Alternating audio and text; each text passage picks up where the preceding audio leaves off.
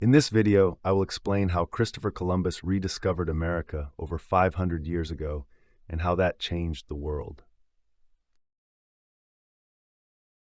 Over 500 years ago, people in Europe knew little about the world beyond the ocean. They believed the earth was flat and feared falling off the edge. Maps were inaccurate, and only a few dared to travel far. Christopher Columbus, a sailor from Italy, wanted to change that.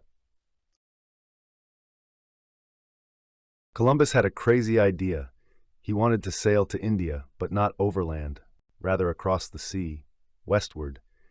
He thought the earth was a sphere and smaller than it actually was. No one really believed him, thinking he would land in the middle of nowhere. Still, he was convinced that he was right. Columbus needed ships, supplies, and men, but that cost a lot of money. He went to kings and queens across Europe asking for help. At first, everyone said no because they thought his idea was nonsense. Eventually, in 1492, Spanish Queen Isabella and King Ferdinand gave him a chance. On August 3, 1492, Columbus set sail with 3 ships, the Niña, the Pinta, and the Santa Maria. The crew was nervous because no one knew what to expect. They sailed from Spain, full of hope but also fear. It was the start of a journey that would change the world. The journey was long and tough. For weeks, all they saw was water. The men grew impatient and hungry as their supplies dwindled. Columbus kept their spirits up with promises of gold and glory. Some of the crew wanted to turn back, but he remained stubborn. On October 12, 1492, a sailor finally shouted, "Land!" It was a small island, which Columbus named San Salvador. Today, we don't know exactly which island it was, possibly in the Bahamas. The crew was relieved and thought they had reached India, but they were wrong. On land, they met people who looked very different from Europeans. Columbus called them Indians because he thought he had reached India. The indigenous people were curious but peaceful, and they had no weapons like the Europeans. Columbus was impressed by their friendliness. Columbus was searching for gold because he had promised the Spanish kings wealth. The natives wore small gold ornaments, which excited him. He hoped to find vast amounts of gold, but there wasn't as much as he had hoped. Still, he was determined to continue searching. After a few months, Columbus returned to Spain in 1493 with 2 ships. The Santa Maria had run aground and was lost. He brought back a few natives, some gold, and exotic plants. In Spain, he was celebrated like a hero. Just 6 months later, in September 1493, Columbus set sail again. This time he had 17 ships and over 1,000 men. He wanted to explore more land and establish colonies. The Spaniards were now convinced that something big was out there. On the second voyage, Columbus discovered more islands, such as Dominica and Jamaica. He was still certain he was close to Asia. The landscapes were beautiful, with palm trees and clear waters. But the search for India continued without success. Columbus left men behind to build settlements, but things didn't go well. Many died from diseases or fought with the natives. The Spaniards were often brutal and wanted to enslave the indigenous people. This led to chaos and trouble. In 1498, Columbus set out for the 3rd time, this time heading further south.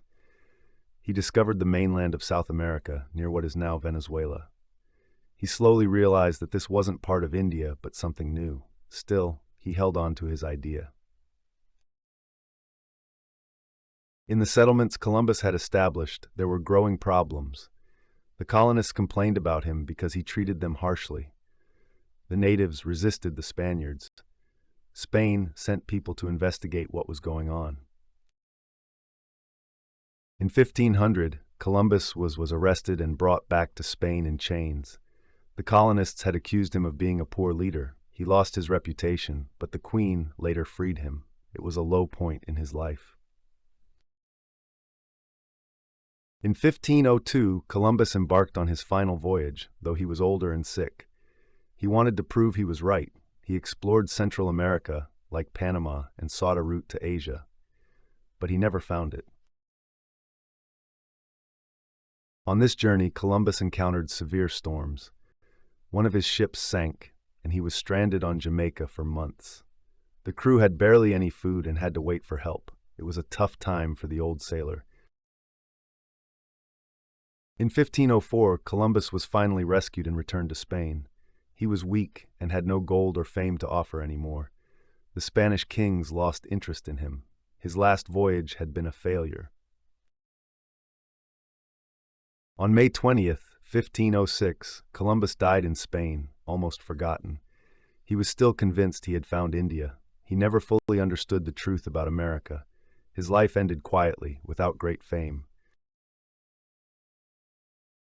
Columbus's journeys triggered a wave.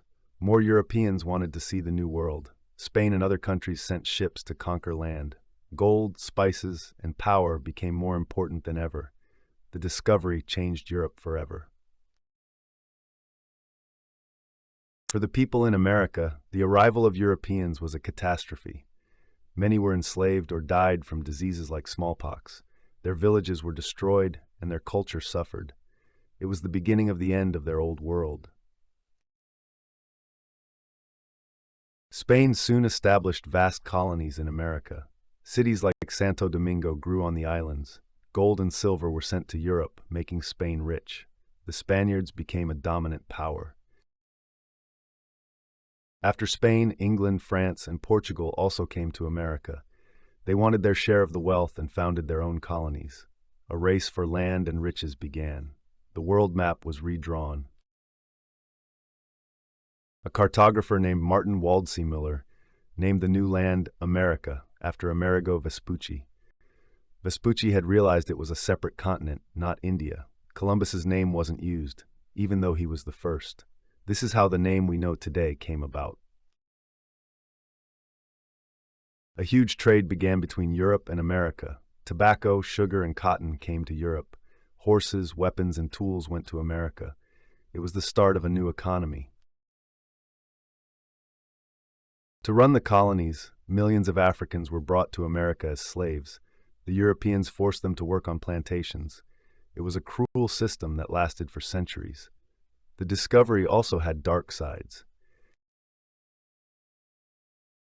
Through the discovery of America, the world suddenly became smaller. People, goods, and ideas moved faster than ever before. Continents that had never known each other were now connected. It was the beginning of globalization. Today, Columbus is seen differently. Some celebrate him as an explorer, others criticize him for the consequences. His journeys shaped history, whether good or bad. He was a man with flaws and big dreams. His name lives on. From the discoveries of the past, a vast continent emerged with countries like the USA and Mexico. The indigenous people are now a small group. The world of 1492 no longer exists. It all started with one man and his ships. Even after Columbus, discoveries didn't stop. Other sailors continued to explore until the entire world was known. His journeys were just the beginning of a long story. America was the starting point for more.